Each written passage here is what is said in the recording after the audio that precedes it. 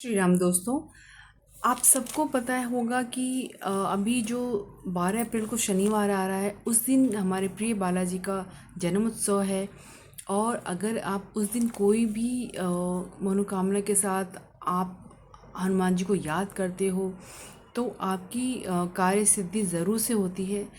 लेकिन कुछ ऐसे उपाय भी हैं जिनको आपको उस दिन करने चाहिए, जो कि मैं आपको इस वीडियो में डिटेल से बताने वाली हूँ। सो वीडियो में आगे बढ़ने से पहले आप सबसे मैं रिक्वेस्ट करना चाहती हूँ कि अगर आप वीडियो पसंद आए तो लाइक ज़रूर से करिएगा। चैनल पे अगर नए हैं तो चैनल को सब्सक्राइब करिएगा। किसी एक को ये शेयर ज़रूर से करिएगा, क्योंकि अगर आप किसी की हेल्प करते हो तो आपकी पूजा से कई गुना फल आपको मिलता है। ठीक है, तो आइए जान लेते हैं वो कौन से उपाय हैं। और कमेंट में आप प्रभु श्री राम जी का और प्रिय बालाजी का नाम लगाना मत भूलिएगा। ठीक है। कई लोग के पास ना हनुमान जी का विग्रह बोलते हैं, मूर्ति बोलते हैं, जो कि धातु के रूप में होता है। कई किसी के पास चांदी का भी हो सकता है, किसी के पास पीतल का होता है। ठीक है, तो आप उनकी भी पूजा कर सकते हैं। अगर आप उस दिन मंदिर में जाते हो तो वो पूजा का फल कई गुना बढ़ जाता है। ठीक है, आप अगर घर में करना चाहते हो तो कैसे कर सकते हो। आप डेली की आपकी जो पूजा है वो आप कंप्लीट कर लो। उस दिन आप सुबह थोड़ा जल्दी उठेंगे, क्योंकि उस दिन 3:30 बजे ब्रह्म मुहूर्त में बहुत अच्छा टाइम है पूजा करने का। वैसे तो हनुमान जी की पूजा रात में भी कई लोग करते हैं, लेकिन अगर हो सके तो सुबह 3:30 बजे आप उठकर ज़रूर से करिए। ठीक है, आप उस दिन हनुमान जी का जो सिंदूर का कलर है उस कलर का आप वस्त्र पहनेंगे तो बहुत अच्छा उसका परिणाम आपको मिलेगा। ठीक है, अब आप सुबह आपकी डेली जो रूटीन है उससे निवृत्त होने के बाद आपकी जो पूजा है वो आप जो आप डेली करते हो वो कर लो। उसके बाद आपने एक चौकी भी ले लेनी है, और चौकी पे आप रेड कलर का कपड़ा बिछा लो। ठीक है, उस पर आप एक साफ़ प्लेट ले लो, और प्लेट में आप हनुमान जी की मूर्ति को स्थापित कर लो। सबसे पहले आपने शुद्ध जल से उनको स्नान कराना है। उसके बाद आपने जो गंगा जल है उससे आपने स्नान कराना है। ठीक है, हनुमान जी को। उसके बाद आपने पंचामृत से उनको स्नान कराना है। पंचामृत जैसे घी, दूध, शक्कर, शहद और दही, ये सब चीज़ मिलाकर पंचामृत बनाते हैं। उससे आप उनको स्नान करा लो। उसके बाद वो जो आपने स्नान किया हुआ है उसको आप एक कटोरी में निकाल कर रख लो। आपको उसको फेंकना नहीं है, उसको आगे मैं बताऊंगी उसका यूज़ क्या है। ठीक है, उसके बाद आपने वापस से उनको शुद्ध जल से स्नान कराना है। उसके बाद थोड़ा सा गंगा जल से वापस से स्नान कराइए। उसके बाद आप साफ़ कपड़े से उनको स्वच्छ कर लीजिए। ठीक है, अब आपने जो चौकी पे रेड कलर का कपड़ा बिछाया है उस पर आप उनको स्थापित करिए। और जो षोडोपचार पूजा या पंचोपचार पूजा बोलते हैं वो आपको करना है। उसके लिए आपको 10 चीज़ें लगेंगी। ठीक है, 10 चीज़ें वो कौन सी है। आपने भोग के लिए बेसन का लड्डू ले सकते हो, या तो आप गुड़ चने का भोग लगा सकते हैं, वो आप ले लो। उसके बाद आपने एक गुलाब का जो फूल होता है उसकी एक माला लेनी है आपने। ठीक है, आपने जनेऊ लेना है, आपने हनुमान जी के लिए वस्त्र लेना है, इत्र लेना है, आपने चोला बनाना है, मतलब जो पीला सिंदूर होता है, और चमेली का तेल।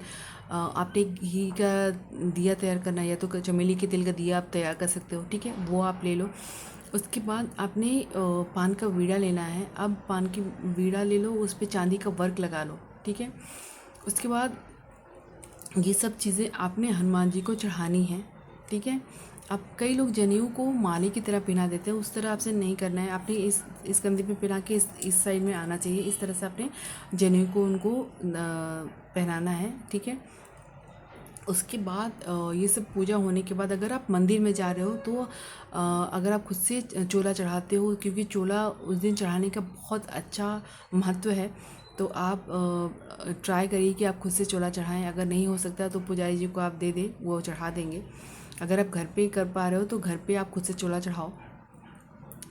अगर आप मंदिर में जा रहे हो तो वहाँ पर सब पूजा करने के बाद वहीं पे आप बैठकर 11 बार या तो आप हनुमान चालीसा का पाठ कर लो, मतलब राम स्तुति करने के बाद, या तो राम नाम का जाप करने के बाद आप 11 बार हनुमान चालीसा का पाठ कर लो, या तो 11 बार वड़ वानर स्तोत्र का पाठ करो, या तो आप 11 बार बजरंग बाण का पाठ करो। अब कई लोग बोलेंगे कि बजरंग बाण का पाठ तो ऐसे नहीं करना चाहिए। तो ये जो हम उपाय करें वो खास उपाय है, तो उसके लिए आप कर सकते हो, ठीक है। उसके बाद करने के बाद आप लास्ट में हनुमान जी की आरती करेंगे, ठीक है। और उसके बाद आप घर पे आ जाएंगे, ठीक है। ये हो गया। अगर आप घर पे करो तो ये सब चीज़ें आप घर पे भी कर सकते हो।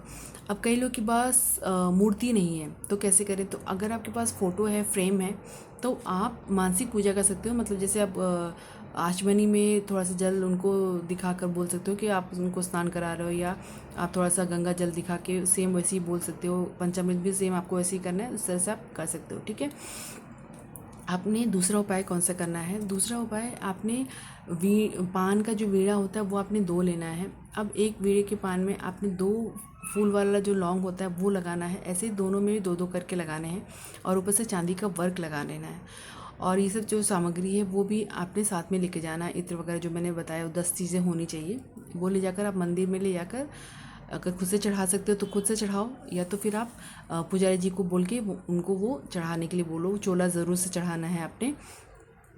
उसके बाद आप वहीं पर बैठ के या तो रामचरितमानस का पाठ कर लो, या तो आप सुंदरकांड का पाठ कर लो, ठीक है। और आरती करने के बाद आपकी जो भी मनोकामना के लिए आप कर रहे हो वो चीज़ उनको, हनुमान जी को बोलकर प्रार्थना करो। और आप ये देखोगे कि आपका जो मनोकामना है उसका वीड़ा वो उठा लेंगे और आपकी इच्छा पूरी हो जाएगी, ठीक है। उसके बाद तीसरा उपाय जो है आपको करना क्या है, आपको पान का एक पत्ता लेना है, ठीक है। पान का पत्ता लेना है, उस पर आपने